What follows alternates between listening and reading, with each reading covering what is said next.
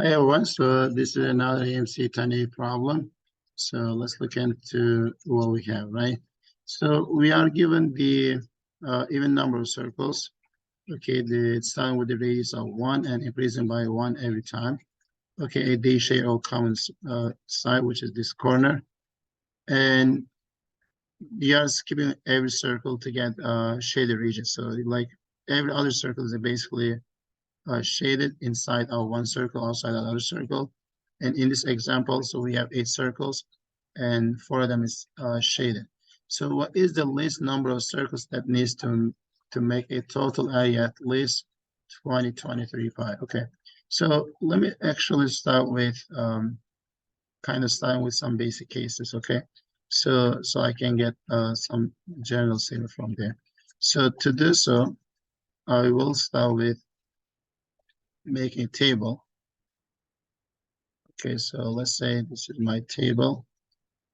So what I will say for the first one, so let me go with that. So this is number of circles. Okay. So the number of circles. And then this is the shaded area.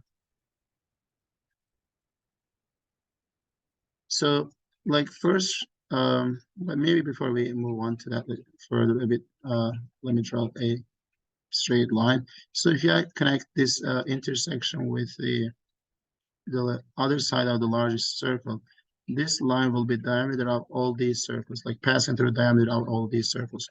So then radius of the smallest one is 1, and the radius of the second one, since we are going to increase by 1, will be 2, which means this is going to be 2 units, which is diameter, and this is going to be 2 units, so we can get the radius is 2. And the next one, radius is 3, so that means this distance should be 6, which means you get 4 plus 2, which is you keep adding 2's, okay? So that is something. But to get the first shaded region, so let me show you that right here. So this region right here is, you have to have 2 circles, okay? So let's say 2 circles. The shaded region is pi times radius of 2 circle, like this larger circle has a radius of 2, which is pi times 2 square, minus pi times radius of the smaller circle, which has a radius of 1. So that's the shaded region.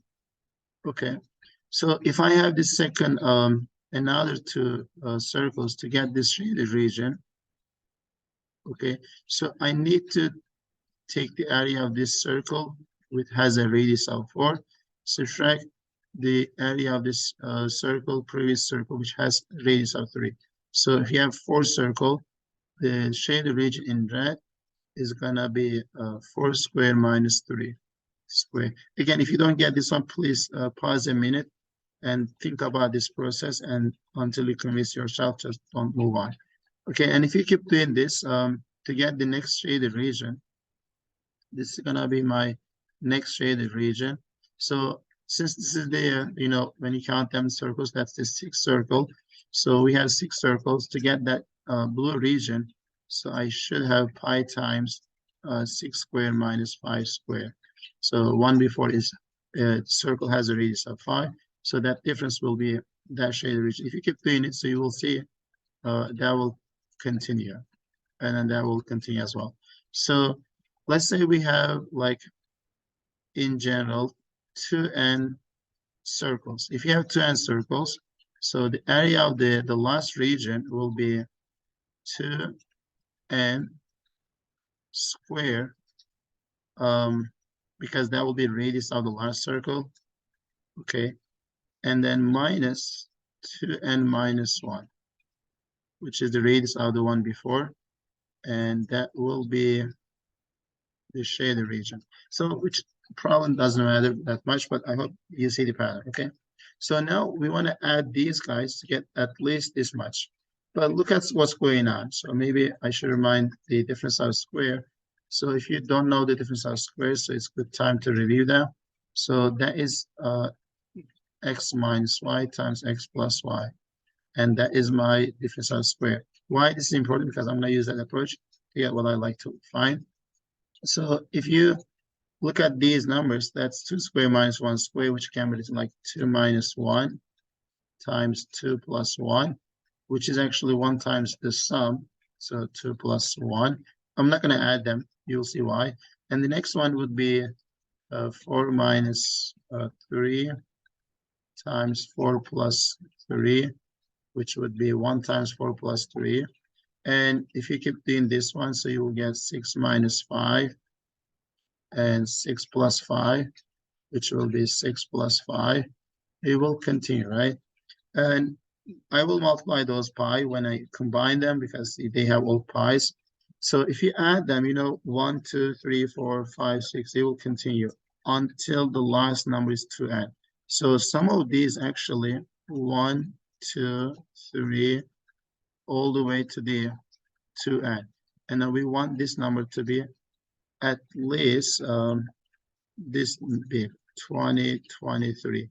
I don't need to write pi because these numbers all had pi times that sum. I cancel those pi's basically. Okay, so we want to get this sum to be at least 20, 23.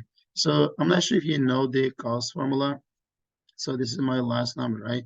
So 2n is the last number times 2n plus 1 divided by 2 has to be larger than or equal to 2023. At this point, you can just plug some numbers. And if you try like the choices, if you have no idea what to plug, because you don't have to just go ahead and solve this equation like quadratic when you multiply by n, you can, but you don't need to.